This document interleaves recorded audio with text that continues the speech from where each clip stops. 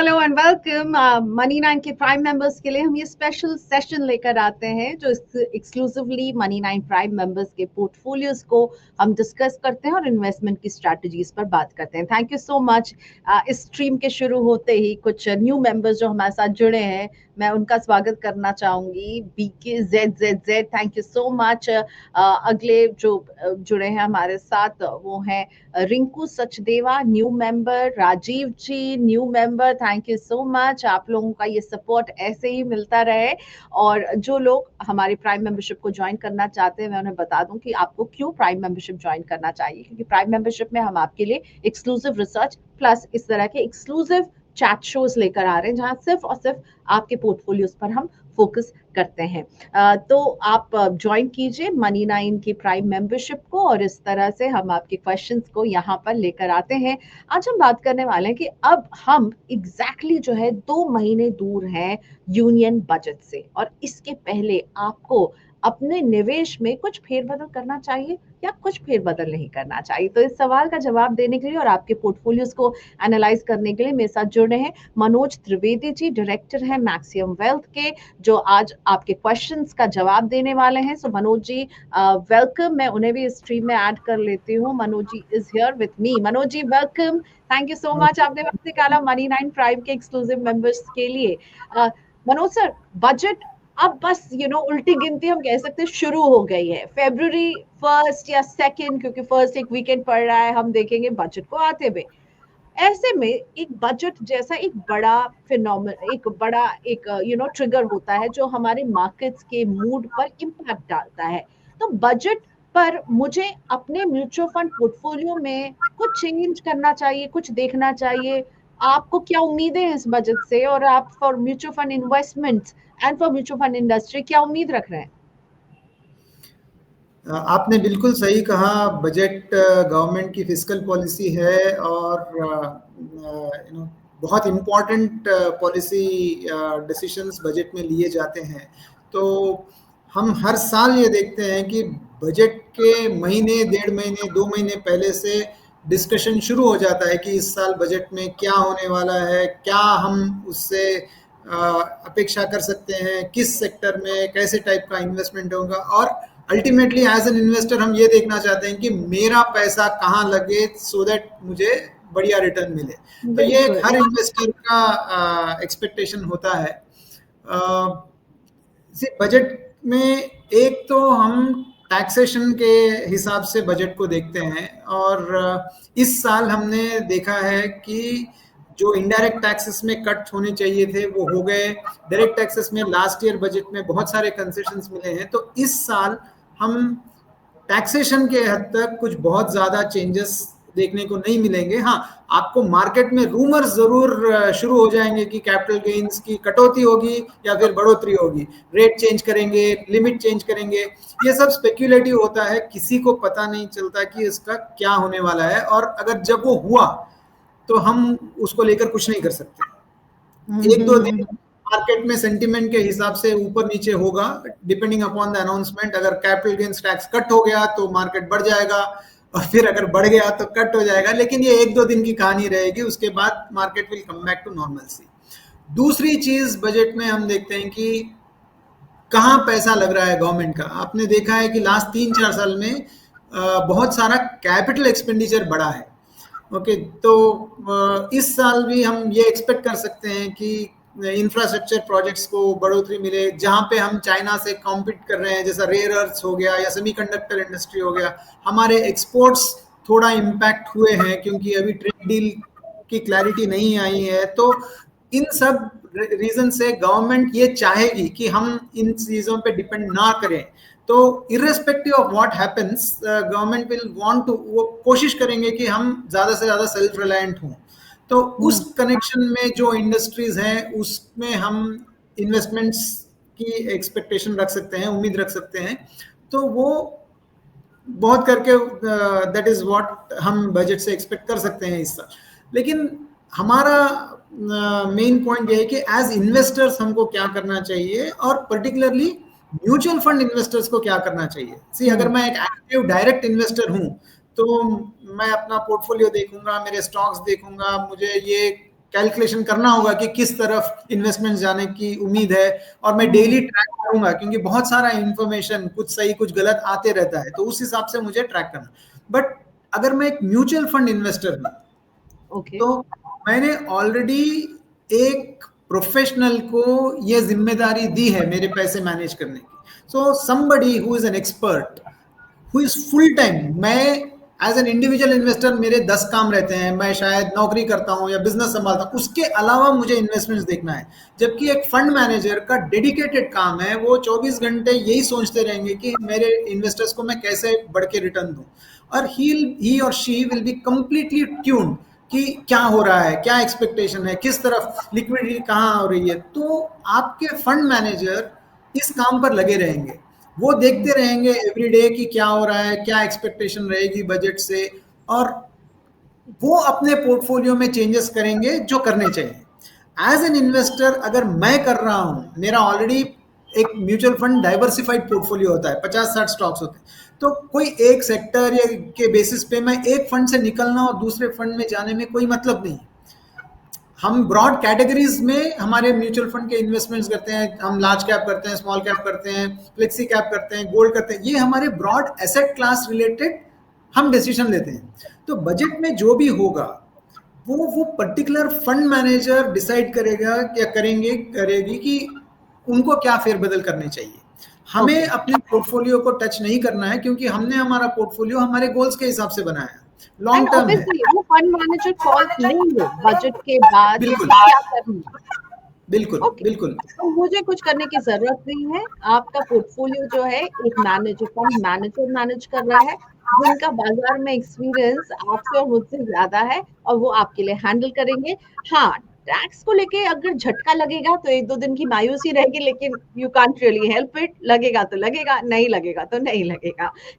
और ऐसा नहीं लग रहा है, आसार नहीं लग रहे हैं कि टैक्स, इसी अगर टैक्स बढ़ाना ही होता तो इतनी कटौती नहीं करते।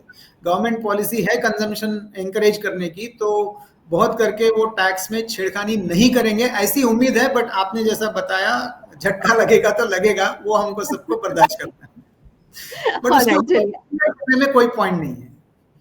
अब हम बढ़ते हैं पोर्टफोलियोज की तरफ मनोज जी, जो कि हमारे शो का बिगेस्ट कैच रहता है। और जो लोग हमारे मनी9 के प्राइम मेंबर्स हैं, मैं उन्हें रिक्वेस्ट करूंगी कि प्लीज आप लोग अपने क्वेश्चंस हमें कमेंट बॉक्स में लिख सकते हैं। जिस तरह से आप ज्वाइन कर रहे हैं तो मेरे पास नोटिफिकेशन आ रहा है, जैसे राजीव जी ने ज्वाइन किया, यहाँ पर रिंकू जी ने ज्वाइन किया, तो इसी तरह से आप लोग अपने क्वेश्चंस भी हमें भेज सकते हैं। तो पहले जो हमें मेल में आए क्वेश्चन उनको लेना शुरू करते हैं, और शाहरुख जी का क्वेश्चन सबसे पहला लेकर आते हैं। और शाहरुख जी का नाम जो है वो है शाहरुख खान, और मैं हूँ शाहरुख खान की फैन, तो सबसे पहला यही पिक करना चाहिए था।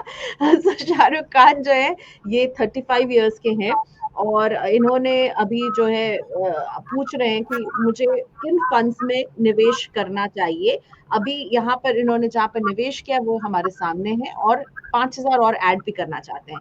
तो क्वांट का स्मॉल कैप 5,000 की सिप, निपॉन का स्मॉल कैप 5,000 की सिप, टाटा का स्मॉल कैप 5,000 की सिप, फ्रैंकलिन का स्मॉल कैप 5,000 की SIP, Axis small cap 5,000, SBI gold fund 5,000 और आईसीआईसीआई का इंफ्रास्ट्रक्चर फंड 5,000, 35,000 के निवेश कर रहे हैं, और 3 फंड्स में 5,000 और ऐड करना चाहते हैं। अपार्ट फ्रॉम दिस, क्या कहेंगे आप शाहरुख को? पहले तो मुझे लग रहा है कि एकदम खतरों के खिलाड़ी बने हुए हैं, एकदम अग्रेसिव पोर्टफोलियो है इनका।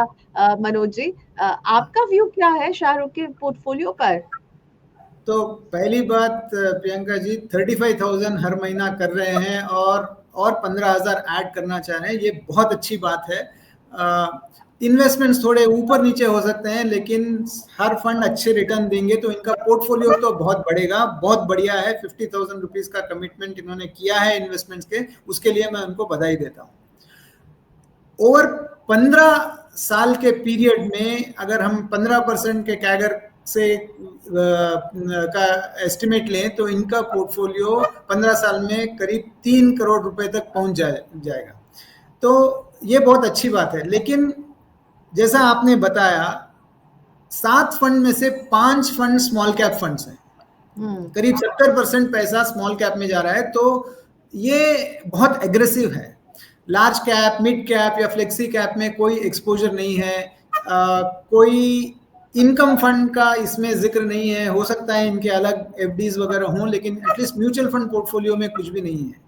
तो मेरा सुझाव इनके लिए ये रहेगा कि 5 कैपिटल स्मॉल कैप फंड्स में इन्वेस्ट करने के बदले में इनको ये 2 को रिड्यूस कर देना चाहिए। मेरे ख्याल से आई मीन कोई भी 2 ले सकते हैं अगर, बट मुझे पूछे तो क्वांट स्मॉल कैप फंड बहुत बढ़िया परफॉर्म कर रहा है। दूसरा ये निप्पॉन या एक्सिस में से कोई एक को ले सकते हैं। फ्रैंकलिन एंड टाटा के SIPs ये बंद कर सकते हैं। अभी अगर 50,000 का SIP प्लान करना है तो I will probably do 15,000 in flexi caps, क्योंकि अगर फ्लेक्सी कैप में करेंगे तो इनको लार्ज, मिड और स्मॉल कैप सबका बेनिफिट मिलेगा। फंड मैनेजर पैसा जिस सेक्टर में बढ़ोतरी के चांसेस ज़्यादा हैं उसमें मूव करेंगे, वो फ्लेक्सिबिलिटी फंड मैनेजर को रहती है। 10,000 स्मॉल कैप में रहने दीजिए, इससे थोड़ा एडिशनल ग्रोथ मिलने के चांसेस है। इन्होंने इनकम फंड्स में कुछ नहीं इन्वेस्ट किया है, और कमोडिटीज जो बुलियन है अपना, गोल्ड और सिल्वर, जहां पे हमने बहुत सारी बढ़ोतरी देखी और आगे भी ये गोल्ड और सिल्वर में बढ़ोतरी की एक्सपेक्टेशन है, तो 15,000 रुपये अगर ये बैलेंस एडवांटेज फंड्स में करते हैं तो इनको थोड़ा सा कुशन, थोड़ा सा रिजर्व मिल जाएगा।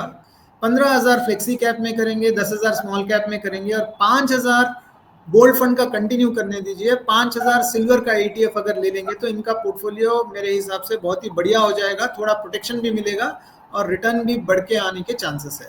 अभी जो है थोड़ा एग्रेसिव है। अगर कई बार ऐसा होता है कि मार्केट अगर पलटता है तो स्मॉल कैप्स में बहुत ज़्यादा गिरावट दिखने को मिलती है, तो वो प्रोटेक्शन उनके लिए थोड़ा ज़रूरी है। ओके, सो स्मॉल कैप में आप कह रहे हैं टाटा स्मॉल कैप और फ्रैंकलिन स्मॉल कैप को शाहरुख भाई आप बाय बाय कह सकते हैं, ठीक है।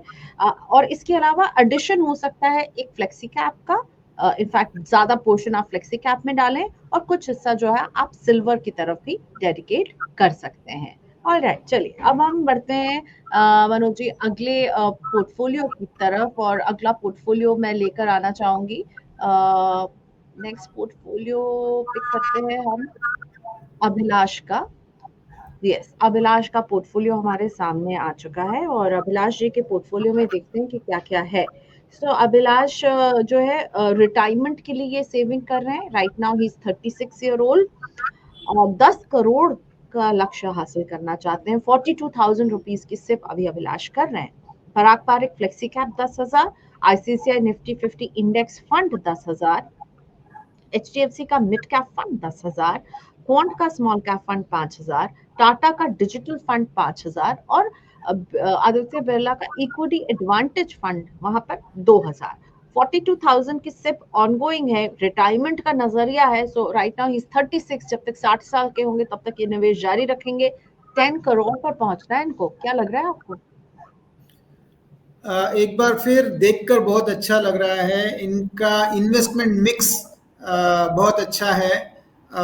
तो अगेन 42,000 रुपीज का अगर मंथली इन्वेस्टमेंट है और रिटायरमेंट तक कर रहे हैं, यानी अगले 24 साल तक ये करेंगे, तो ये कंफर्टेबली 10 करोड़ का कॉर्पस अचीव कर जाएंगे। अगेन इनके हमारे पास डिटेल्स नहीं है कि कुछ फिक्स डिपॉजिट्स या कुछ इनकम फंड्स वगैरह भी होने चाहिए। अगर इन्होंने इतना सारा इक्विटी में इन्वेस्ट किया है तो आई एम श्योर इन्होंने कुछ और डेट फंड्स या FDs वगैरह भी करे होंगे। इनके फंड्स में अगर मुझे छोटा मोटा बदलाव करना है तो मैं टाटा डिजिटल फंड के फेवर में उतना नहीं हूँ। IT सेक्टर फोकस्ड फंड है थोड़ा, तो ये फंड थोड़ा अंडर परफॉर्म कर रहा है। तो ये फंड से अगर वो चाहें तो थोड़ा मूव आउट कर सकते हैं। और बिरला इक्विटी एडवांटेज फंड में 2,000 रुपये डाल के कुछ खास, अगर ये उसको बढ़ा सकते हैं, अगर इसको 5,000 करके instead of Birla advantage fund, if you can move it in a balanced advantage fund, किसी भी फंड हाउस का, चाहे बिरला का ही क्यों ना हो, थोड़ा एडिशनल प्रोटेक्शन इनको मिल जाएगा। वरना पोर्टफोलियो तो बहुत अच्छा है। स्मॉल कैप वो 10,000 कर सकते हैं, क्योंकि इन्होंने फ्लेक्सी कैप में किया हुआ है, लार्ज कैप में किया हुआ है, मिड कैप में किया हुआ है। स्मॉल कैप में 10,000 है। वो जो टाटा का डिजिटल फंड है उसका अमाउंट अगर ये स्मॉल कैप को मूव कर देते हैं तो जो एडिशनल पुश उनके पोर्टफोलियो को मिलेगा वो भी बढ़िया रहेगा। बट ये ऑन ट्रैक है, अगर ये कुछ भी ना करें तो भी इनका जो गोल है वो ये अचीव कर जाएंगे 14-15% के कैगर के हिसाब से 24 साल। ओके, बट आप कह रहे हैं कि कुछ ना करें इज नॉट द सोल्यूशन। कुछ करना है तो टाटा डिजिटल फंड से आप निकल सकते हैं और उसकी जगह एक बैफ ऐड कर सकते हैं, जिसमें कि बैफ में आप थोड़ा अपना एलोकेशन भी ज्यादा करें। स्मॉल कैप में भी, क्योंकि आपके पास बहुत लंबा समय है, तो स्मॉल कैप में भी एलोकेशन बढ़ाइए और बैफ ऐड कर सकते हैं इंस्टेड कि आपने जो बिरला का फंड लिया हुआ है। ऑल राइट, सो टाटा डिजिटल फंड से निकल तो गोल्ड एंड सिल्वर का भी ऐड कर सकते हैं, क्योंकि वहां पे भी जो है हम काफी रिटर्न देखने को मिलेंगे given the circumstances. All right, चलिए 5,000 रुपए तक का वहां पे भी आप कर सकते हैं। ओके, लेकिन ये लग रहा है अभिलाष कि बिल्कुल आपकी जो चाहत है 10 करोड़ आप वहां पहुंच सकते हैं, बस निवेश करते रहिए। Step up will be the key, I feel, वो भी करिएगा जरूर। ओके, चलिए आगे बढ़ते हैं, लेकिन उससे पहले जो हमारे Money9 के प्राइम मेंबर्स हैं वो अपने क्वेश्चंस हमें पहुंचा सकते हैं money9prime@tv9.com। ये है हमारा ईमेल एड्रेस, या फिर अगर आप हमें अभी लाइव देख रहे हैं तो कमेंट बॉक्स में आपके क्वेश्चंस का मुझे इंतजार रहेगा। ये रहा हमारा ईमेल आईडी money9prime@tv9.com, जहां आपके क्वेश्चंस का हमें इंतजार है। और इसके पहले आपको प्राइम मेंबर बनना होगा, और प्लस कमेंट बॉक्स में भी भेजिए हमें अपने क्वेश्चंस। और अब हम लेकर आते हैं कैलाश जी का पोर्टफोलियो। जो कैलाश जो है यंग इन्वेस्टर हैं, कैलाश का मैं पोर्टफोलियो लेकर आना चाहती हूँ। और ओके, कैलाश जी का पोर्टफोलियो ये रहा, 28 ईयर ओल्ड, और इनके पोर्टफोलियो को पर नजर डालते हैं। सो कैलाश अभी इनके पास है बंधन का स्मॉल कैप। ओके, फंड्स बहुत है पर सभी में इन्होंने 550 रुपीज की सिप की है, 550 रुपीज। बंधन स्मॉल कैप, आईसीआईसीआई का लार्ज कैप, एचडीएफसी का मिड कैप, उसके बाद ओके नेक्स्ट में UTI gold ETF fund of fund, wealth company अभी अभी जो अपना फ्लेक्सी कैप लाई है उसमें भी 500 रुपए की सिप कर रहे हैं। मोतीलाल ओसवाल के बीएससी इनहैंस वैल्यू फंड में 550 की सिप, और Kotak Nifty 500, momentum 50 index fund में भी 500। सो जो फुल अमाउंट कैलाश की है वो है 3750। क्या सजेस्ट करेंगे, आपको उनका पोर्टफोलियो कैसा लग रहा है? तो पहली बात, इन्होंने छोटा अमाउंट ही किया होगा, लेकिन मुझे बहुत अच्छा लग रहा है कि इन्होंने इन्वेस्टमेंट करना शुरू कर दिया है, कमिटमेंट किया है। तो यही छोटा सा 3,750 रुपए का अमाउंट उनके लिए आगे बहुत सारा रिटर्न कमा कर देगा और ये बड़ा होगा। हमको उनका रिस्क प्रोफाइल पता नहीं है, बट जिस ढंग का इन्वेस्टमेंट उन्होंने किया है उससे हम ये समझ सकते हैं कि ये थोड़ा रिस्क एवर्स इन्वेस्टर हैं, थोड़ा से कंजर्वेटिव हैं, इसीलिए इन्होंने छोटा अमाउंट रहते हुए भी 7 स्कीम्स में इन्होंने डिस्ट्रीब्यूट किया है। तो अगर ऐसा है तो ठीक है, उस I mean that's absolutely fine, conservative रहना अच्छी बात है। उन्होंने बट इसमें अगेन हम देख रहे हैं कि कोई इनकम फंड या बैलेंस एडवांटेज फंड ऐसा नहीं है, बट अगर कंजर्वेटिव हैं तो शायद उन्होंने डेफिनेटली फिक्स डिपॉजिट या कुछ किए होंगे। इनके लिए मेरा सुझाव यही है कि आपने डिस्ट्रीब्यूशन तो अच्छे से कर लिया है, आपने large cap, mid cap, small cap में किया है, लेकिन छोटे अमाउंट्स में क्या होता है कैलाश जी, जैसे जैसा आपका अमाउंट इन्वेस्ट करने की क्षमता बढ़ती है, आपके पोर्टफोलियो में बहुत सारे फंड्स हो जाते हैं। तो मेरा सुझाव ये होगा कि आप 1,500 रुपये का एक फ्लेक्सी कैप फंड में इन्वेस्ट कीजिए, रादर देन 500 स्मॉल कैप में, 500 मिड कैप में और 500 लार्ज कैप में। आपको वही बेनिफिट मिलेगा, बल्कि थोड़ा सा बेटर बेनिफिट मिलेगा, क्योंकि फंड मैनेजर वो मूव कर सकते हैं, स्मॉल से मिड, मिड से लार्ज, जो भी उनको करना है वो कर सकते हैं, डिपेंडिंग अपॉन मार्केट कैसे चल रहा है। कभी कभी स्मॉल कैप्स एकदम गिर जाते हैं, तो उस टाइम पर फंड मैनेजर को फ्लेक्सिबिलिटी होती है कि वो पैसा लार्ज कैप में या मिड कैप में मूव करे। तो सेम अमाउंट, बस सेम स्ट्रैटेजी, बस आपको फ्लेक्सी कैप में डालने में थोड़ा ज्यादा फायदा हो जाएगा, थोड़ा फ्लेक्सिबिलिटी बढ़ जाएगी। आपने ऑलरेडी एक फ्लेक्सी कैप में इन्वेस्ट किया हुआ है वेल्थ कंपनी का, अब ये जो है न्यूली लॉन्च्ड है, इनका ट्रैक रिकॉर्ड नहीं है, तो लेट अस होप कि ये अच्छा परफॉर्म करेंगे। लेकिन अगर आगे चल के आपको लगता है कि इसमें थोड़ा अंडर परफॉर्मेंस है, तो आप कोई ट्रैक रिकॉर्ड वाले फ्लेक्सी कैप जैसे कि पराग पारेख या HDFC फ्लेक्सी कैप में मूव करना सोच सकते हैं। लेकिन अभी हमारे पास कोई ऐसा रीजन नहीं है कि हम इसमें से मूव आउट करें। आप इसमें बने रहिए, देखेंगे। अगर आगे चल के इनका परफॉर्मेंस ठीक नहीं लगता है आपको, तो तब आप कोई दूसरे फ्लेक्सी कैप में मूव कर सकते हैं। अगर आप ऐड कर रहे हैं फ्लेक्सी कैप में, तो प्योरली फ्रॉम अगेन कंजर्वेटिव है आप, तो वही एंगल से मैं बोल रहा हूं कि आप ट्रस्टेड नाम जैसे पराग पारेख या HDFC हो गया, उसमें आप डालिए। मोमेंटम फंड आपके लिए शायद ठीक ना हो। अगेन मैं बायास्ड हूं, मुझे लग रहा है आप कंजर्वेटिव हैं। मोमेंटम फंड जो है थोड़ा एग्रेसिव रहता है, इसमें उतार चढ़ाव बहुत ज़्यादा रहता है, तो आप इसको एटलीस्ट, अगर आपने अभी अभी स्टार्ट किया है इन्वेस्ट करना, तो इससे थोड़ा बचिए। इसको थोड़ा 2 साल 3 साल के बाद में आप कंसिडर कर सकते हैं। अभी इसमें आपको थोड़ा वॉलेटिलिटी देखने को मिलेगी। अब वैल्यू फंड और लार्ज कैप फंड में बहुत कुछ ओवरलैप होता है, क्योंकि वैल्यू फंड्स जनरली ये लार्ज कैप्स ही होते हैं। तो आप ये दोनों में से किसी एक को चूज कर सकते हैं। I will prefer value fund, क्योंकि वो मिड और स्मॉल कैप में भी अगर कुछ अच्छे वैल्यू बाइंग है तो वो कर सकते हैं। तो अगर मुझे आपका पोर्टफोलियो रीशफल करना है, तो मैं 3750 में मे बी 1500 रुपया फ्लेक्सी कैप में डालूंगा, और थोड़ा अमाउंट मैं शायद स्मॉल कैप में अलग से रखूं रिटर्न के लिए, और वैल्यू फंड में डालूंगा। कुछ अमाउंट में बैलेंस एडवांटेज फंड में भी पुश करूंगा, बट 3 या 4 फंड, उससे बढ़कर नहीं। 3750 के लिए आपको 3 फंड या मैक्स 4 फंड, उससे बढ़ के आप स्प्रेड मत कीजिए। जैसे जैसा आपको आगे इन्वेस्टमेंट बढ़ाने का मौका मिलता है, तब आप देखकर कर सकते हैं। बहुत ज्यादा मत कीजिए मल्टीपल फंड्स। ओके ओके, चलिए अगला क्वेश्चन हम लेकर आते हैं। कैलाश जी, बहुत डिटेल में मनोज जी ने आपको समझाया है।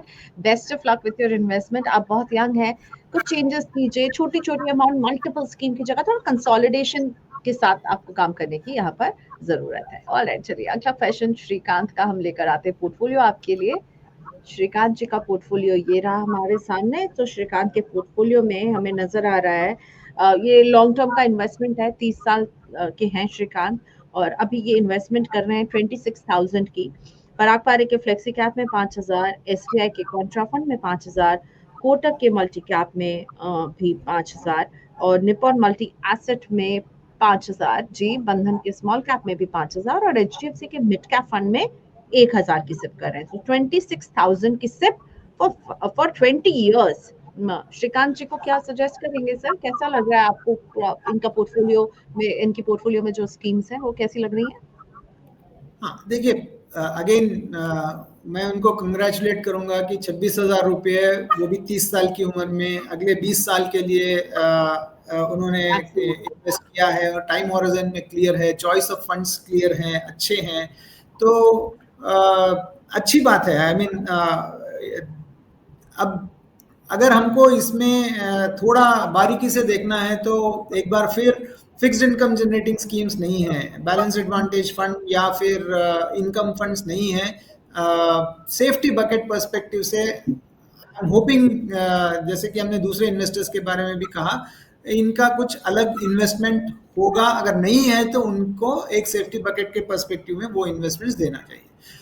जो इनके इन्वेस्टमेंट्स हैं अभी 20 साल में, अगेन एज्यूमिंग अराउंड 15% कैगर, ये अमाउंट 3.2-3.3 करोड़ तक पहुंच जाना चाहिए बगैर कोई एडिशनल इन्वेस्टमेंट के। अगर ये कर सकते हैं और थोड़ा बहुत स्टेप अप कर सकते हैं, हर महीने हर साल अगर 1,000 रुपया भी इन्होंने अपना इन्वेस्टमेंट बढ़ाया, तो जैसे इस साल 26, अगले साल 27, उसके अगले साल 28, अगर ऐसा करते गए तो 20 साल में इनका कॉर्पस 3.2 के बदले में 4.5 करोड़ तक हो जाएगा। तो अगर अगर ये करना चाहें तो वो बहुत अच्छा होगा, क्योंकि जैसे इनकम बढ़ेगी तो वैसा ये और एडिशनल इन्वेस्टमेंट्स कर सकते हैं। इनके पोर्टफोलियो में अगर मुझे ट्वीक करना है तो मैं मल्टी एसेट फंड को डिसकंटिन्यू करूंगा, क्योंकि मल्टी एसेट फंड में पर्टिकुलरली जो फंड में इन्होंने इन्वेस्ट किया है उसका बहुत छोटा सा पार्ट जो है गोल्ड एंड सिल्वर में जाता है। Just about 750 rupees out of इस 26,000, जो 3% से भी कम है, वो सिल्वर एंड गोल्ड में जाएगा। उसके बदले में अगर ये 2,500 रुपए गोल्ड ईटीएफ और 2,500 रुपए सिल्वर ईटीएफ में करते हैं तो वो पर्टिकुलर डाइवर्सिफिकेशन भी उनको मिलेगा, जिसके वजह से उन्होंने मल्टी एसेट किया है। वो डाइवर्सिफिकेशन आपको directly silver and gold ETF करने में मिल जाएगा। बट बाकी सब अच्छा है। HDFC मिड कैप में इन्होंने सिर्फ 1,000 रुपीज किया है, जबकि बाकी सब में इन्होंने 5,000 किया हुआ है। तो देखना है कि थोड़ा सा ये एग्रेसिव है, but I don't really mind, क्योंकि इनका 20 साल का टाइम हॉरिजन है। HDFC मिड कैप अपॉर्चुनिटीज भी बहुत पुराना और अच्छा फंड है, वन ऑफ द लार्जेस्ट है, तो उसमें भी ये चाहे तो 5,000 रुपए तक का इन्वेस्टमेंट कर सकते हैं, बढ़ा सकते हैं जब भी ये चाहें। But as of except for multi asset, मुझे इनके पोर्टफोलियो में कुछ खास बदलाव करने की जरूरत नहीं महसूस हो रही। ओके, चलिए, तो बेसिकली मल्टी एसेट से निकल करके इंडिविजुअली आप सिल्वर और गोल्ड ईटीएफ में अपने पैसे को डाल लें तो वो ज्यादा बेहतर होगा। लेकिन हाँ श्रीकांत, बहुत अच्छा पोर्टफोलियो है, बहुत अच्छा अमाउंट के आप इन्वेस्टमेंट कर रहे हैं, 20 साल तक करेंगे तो मनोज जी को विश्वास है कि अच्छा कॉर्पस आप अपने लिए बना रहे होंगे। Best of luck. अगला क्वेश्चन ऋषिका बिष्ट का लेकर आते हैं। ऋषिका जी का पोर्टफोलियो ये रहा। सो और ओके, ऋषिका जी का पोर्टफोलियो मैं दिखाना चाह रही हूँ, अभी भी श्रीकांत का ही पोर्टफोलियो मैं क्यों दिखा रही हूँ? सर एक second, yes here it is, Rishika का पोर्टफोलियो आपके सामने आ गया है। ऋषिका की एज है 32 और ये 15 इयर्स में तक इन्वेस्टमेंट करेंगी, 1 करोड़ के कॉर्पस पर पहुंचना है। पराग पारी के फ्लेक्सी कैप में 4,000, ICICI प्रू के बैलेंस एडवांटेज फंड में 3,000, कोटक के इमर्जिंग इक्विटी फंड में 2,500 और SBI के ब्लू चिप में 2,500। तो अभी जो है फुल जो इन्वेस्टमेंट हो रहा है ऋषिका का वो है 12,000 हर महीने। 15 इयर्स तक कंटिन्यूसली करेंगी, इनकी एज है अभी 32 और ये 1 करोड़ पर पहुंचना चाहती हैं। पोर्टफोलियो मिक्स कैसा है? अच्छा है, बहुत अच्छा है कि ये गोल बेस्ड इन्वेस्टमेंट है। ये क्लियर है कि ये इन्वेस्टमेंट क्यों कर रहे हैं। इनके चॉइस ऑफ फंड्स भी अच्छे हैं, और जैसे नंबर ऑफ फंड्स भी लिमिटेड है, इन्होंने सिर्फ 4 फंड्स ही चूज किए हैं। जैसे कि हमने देखा किसी किसी इंस्टेंस में 10-12 फंड हो जाते हैं, तो इन्होंने अच्छे से अपना फंड सिलेक्शन किया हुआ है। बट अगर इनका गोल 1 करोड़ रुपए तक पहुंचना है 15 सालों में, तो अनफॉर्चुनेटली 12,000 रुपए महीना के हिसाब से ये वहां तक नहीं पहुंच पाएंगी। अगर 15% के हिसाब से हम रिटर्न लगाते हैं 15 साल के, तो इनका इन्वेस्टमेंट करीब 70 लाख 75 लाख तक जाएगा। बट इनके लिए मायूस होने की बिल्कुल जरूरत नहीं है, क्योंकि अगर ये साल में 1,000 रुपया भी अपना इन्वेस्टमेंट बढ़ाते हैं तो 12, अगले साल 13, उसके अगले साल 14, अगर ऐसे भी कर लें तो ये आराम से 15 साल में 1 करोड़ क्रॉस कर लेंगी, जो मेरे ख्याल से बहुत मुश्किल नहीं होना चाहिए। 1,000 रुपीज का एडिशन हर साल में। अगर वो नहीं हो रहा है तो इनके पोर्टफोलियो को 19-20% का रिटर्न देना होगा, जो थोड़ा एग्रेसिव हो जाता है। तो आई वुड रेकमेंड कि she can keep the same funds, उसी में रहने दीजिए, लेकिन 1,000 रुपए का हर साल का एडिशन करते रहेंगे तो ये गोल बहुत आसान हो जाएगा उनके लिए। ओके, सो ऋषिका, 1000 रुपीज एवरी ईयर आपको बढ़ाते रहना होगा, वरना फेल हो जाएगी आपकी प्लानिंग, 1 करोड़ पर नहीं पहुंच जाएंगी। और इसमें भी दुख लगेगा क्योंकि आपने बहुत अच्छी स्कीम्स चुनी है। मनोज सर कह रहे हैं कि बहुत अच्छी स्कीम्स हैं, just go on with these schemes only, लेकिन 1000 का एडिशन ऋषिका के पोर्टफोलियो में बहुत जरूरी है। All right, thank you so much Manoj sir, आज आपने वक्त निकाला मनी नाइन के व्यूअर्स के लिए, उनके पोर्टफोलियोज को रिव्यू किया, बहुत शुक्रिया आपका। Thank you very much, always a pleasure. Okay, so Manoj Trivedi maximum wealth से हमारे साथ थे, आपके पोर्टफोलियोज को रिव्यू कर रहे थे। अपने पोर्टफोलियोज हमें भेजते रहिए, मनी नाइन के प्राइम मेंबर हैं तो ये एक्सक्लूसिव सेशन हम आपके लिए लेकर आते हैं। मनी नाइन प्राइम के मेंबर्स अगर आप हैं तो आप हमें money9prime@tv9.com के ईमेल एड्रेस में अपने क्वेश्चंस, अपने पोर्टफोलियोज शेयर कर सकते हैं। और इंतजार रहेगा, हर वेडनेसडे को दिन में 2 बजे हम इस तरह एक स्पेशल गेस्ट को लाते हैं आपके पोर्टफोलियोज के लिए। मनी नाइन प्राइम की मेंबरशिप अगर आपने ज्वाइन नहीं की है तो हमारा हम्बल सा रिक्वेस्ट है कि प्लीज ज्वाइन कर लीजिए, मनी नाइन प्राइम के मेंबर बनिए, एक्सक्लूसिव रिसर्च और एक्सक्लूसिव शोज में पार्टिसिपेट करने का आपको मौका मिलेगा। आज के लिए इतना ही, बाय बाय।